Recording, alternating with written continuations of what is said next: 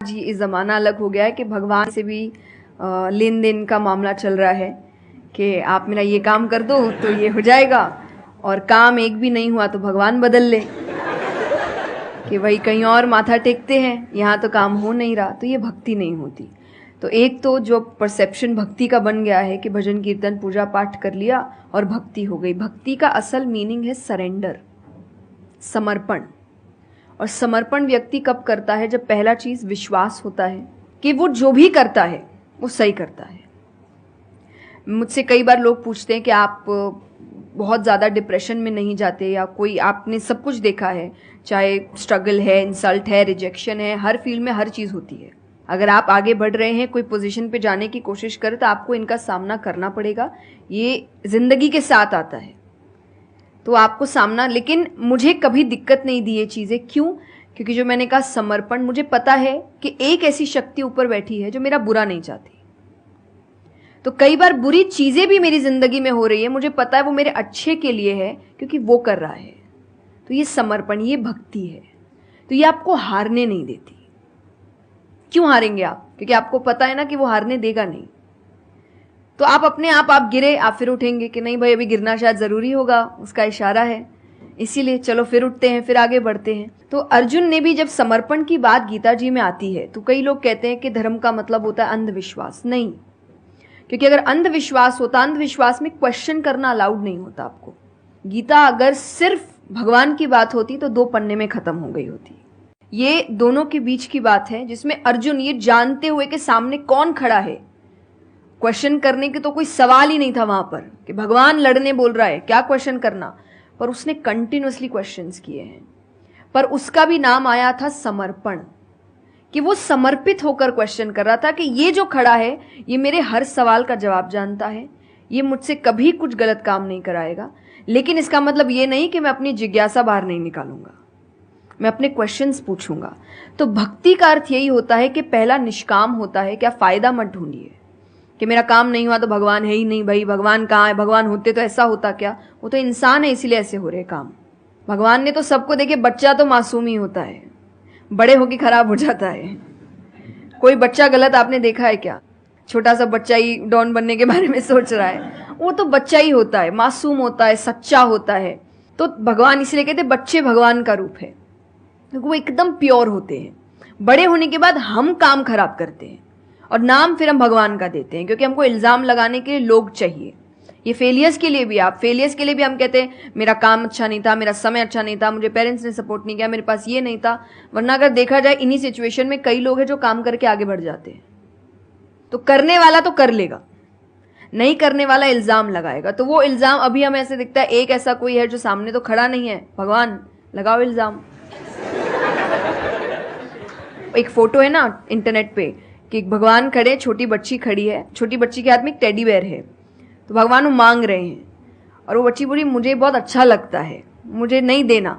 उसको नहीं पता कि भगवान के पास पीछे एक बड़ा सा टेडी बेयर रखा है और भगवान उसको कह रहे कि बस दे दो और मुझ पे विश्वास रखो कि वो दे दो। छोटी चीज जो तुमसे, आपको वो बुरी लग रही है उस वक्त कि मेरे साथ गलत हो गया या मेरा छोटा काम नहीं हुआ, मैंने तो इतनी पूजा की थी, इतना काम किया था, शायद तुम उस काम के लिए नहीं बने हो, तुम और बड़े चीज के लिए बने हो। तो निष्काम क्या है कि आपकी भक्ति निष्काम है, स्वार्थ से नहीं बनी है, तो भक्ति आगे बढ़ेगी। दूसरा सरेंडर, कि मेरे हर सवाल का उत्तर सिर्फ उसके पास है। तो ये 2 चीजें भक्ति बनाती है, 2 चीजें जो भक्ति में। तीसरा हम जब करते हैं सत्संग, जो उन्होंने कहा सत्संग का एक सत्य के संग। तो सत्य कौन है? जब हम शास्त्रों में देखते हैं, सबसे पहला श्लोक जो श्रीमद् भागवत में आता है वो भगवान का स्वरूप बता रहा है। उसमें है सच्चिदानंद रूपाय।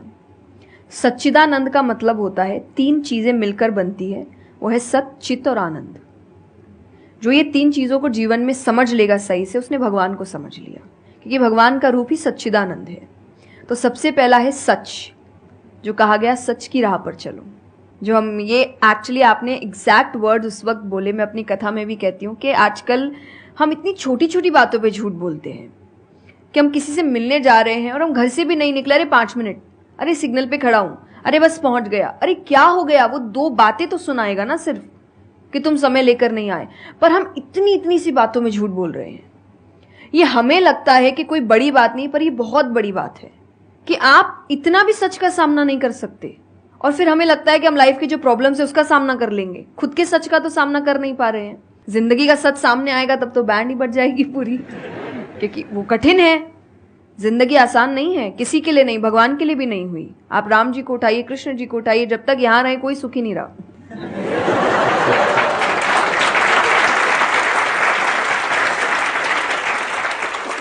तो सुखी तो कोई नहीं रहा यहां पर। आपको सुख खुद ढूंढना पड़ता है, आपको अपना जीवन खुद निकालना पड़ता है अपने चॉइसेस को लेकर। तो इसीलिए पहला सत है, दूसरा चित है, अवेयरनेस।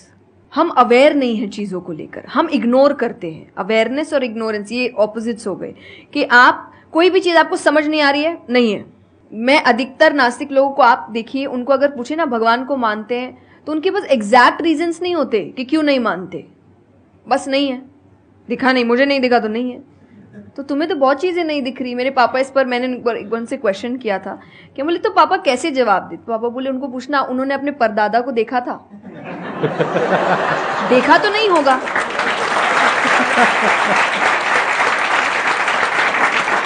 सुना है, दादा से सुना है, पापा से सुना है कि थे, मैंने तो नहीं देखा, तो मैं बोल दूं वो थे ही नहीं।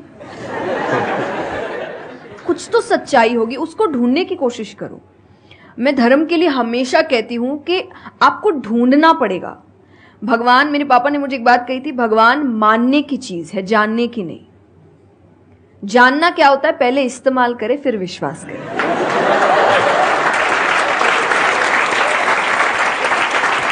कि पहले देखेंगे है कि नहीं है, फिर बताएंगे, तो वो तो भगवान है, वो कहेंगे देख मैं भी घुमाता हूं। वो भगवान है भाई, उनको अगर आप बोलोगे कि मेरे सामने आ, मुझे दिखा तू है कि नहीं, तो बोलेंगे घूम, नहीं दिखाता, कभी नहीं हुई, नहीं जा। तो भगवान मानने की चीज है, मानो वो अपने आप जना देंगे वो कहाँ है। तो भगवान के लिए माना गया कि पहले आपको मानना पड़ता है, दैट इज सरेंडर, कि मैं मानता हूं, मैं इसीलिए पढ़ रहा हूं। अधिकतर लोग अभी पढ़ क्यों रहे हैं, जान क्यों रहे, गलत साबित करने के लिए। और दुनिया के लिए भी, आप किसी भी चीज को जानने की कोशिश करो तो सिर्फ एक खाली दिमाग से जानने की कोशिश करो, अपने दिमाग से नहीं कि मुझे गलत साबित करना इसलिए पढ़ता हूं चलो। तो फिर आपका दिमाग सीधा उस गलत बात पे ही जाएगा कि देखो मैंने तो बोला ही था गलत है, और उसके आसपास कितनी अच्छी बातें लिखी होगी आप देखेंगे नहीं। पर आपको जो बस साबित करना है, आप उस लोग सुनते भी आजकल इसीलिए हैं। मैं कथा में एक बात कहती कि उस आजकल कथा ही बची है सुनने वाली चीज, वरना आप कहीं भी दो लोगों को देखिए वो बोलेगा मैं बोलता हूँ, नहीं मैं बोलता हूँ, नहीं मैं बोलता हूँ। दुख देखिए किसी के, प्रॉब्लम्स को एक बोलता है मेरी जिंदगी अच्छी नहीं चल रही, अरे मेरी उससे भी खराब है। आप किसी से मदद भी कहाँ मांगेंगे कि वो एक दुख सुनाओ वो 4 सुनाता है, तो क्या ही मदद मांगे कि तो मेरे से दुखी है, तू मेरे से और 500 रुपए रख भाई। ये तो लोग हर वक्त कोई सुनना नहीं चाह रहा, और सुन भी रहे हैं तो इसीलिए कि ताकि बस मैं बोल सकूं, कि ये खत्म करे बस जल्दी से चुप हो ताकि मैं बोलूं। तो ये बंद करिए। भगवान ने अर्जुन की पहले पूरी बात सुनी थी, एक बार भी बीच में इंटरप्ट नहीं किया, उसकी पूरी बात सुनी। क्यों? तभी वो आंसर ठीक से कर पाएंगे।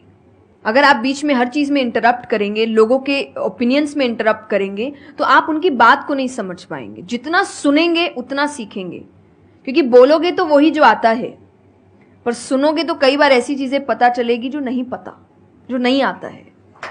आते हैं देखिए, और आनंद का मतलब एक्चुअली परमानेंट हैप्पीनेस होता है, जो आपको भगवान के साथ ही मिलता है, कि आपको किसी की जरूरत नहीं है, बाकी सब कुछ टेम्पररी है।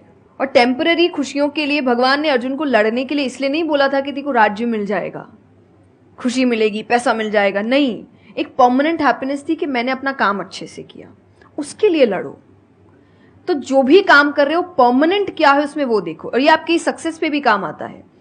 भगवान जैसे अब हम कहते हैं ना कि दुनिया में कुछ सच नहीं है, संसार सच नहीं, इसका मतलब क्या? छोड़ने के लिए नहीं। क्या आप पहली चीज, जब दुख आ रहा है तो डिप्रेशन में मत जाओ, क्योंकि आप जानते हो ये भी परमानेंट नहीं है, टेम्पररी है, कल फिर ठीक हो जाएगा। खुशी आ रही है तो घमंड मत करो, ये भी निकल जाएगा, ये पोजीशन भी ज्यादा समय तक रहेगी नहीं, तो उसको रखने के लिए काम करते रहो। तो भगवान हर चीज में कहते बैलेंस्ड रहो, और परमानेंट वो है उसके पीछे भागो। तो आप अपने आप ही जो दिखावे की दुनिया है, करते हम सब है और सब कुछ करना चाहिए लाइफ में, सब एंजॉय करिए, पर अगर उसको जानते हुए करोगे कि परमानेंट नहीं है, तो जैसा मैंने कहा वो यहां जाएगा नहीं। जैसे एक पक्षी है, आप पेड़ पे उसको बैठा दो और फिर जिस ब्रांच पे वो बैठी उसको काटने लगो, और जब तक ब्रांच नहीं गिरेगा वो नहीं हटेगी, क्योंकि उसको ब्रांच पे भरोसा है ही नहीं। उसको पता ये रहेगा ना, उसको अपने पंखों पे है कि वो जैसे ही गिरेगा मैं उड़ जाऊंगी।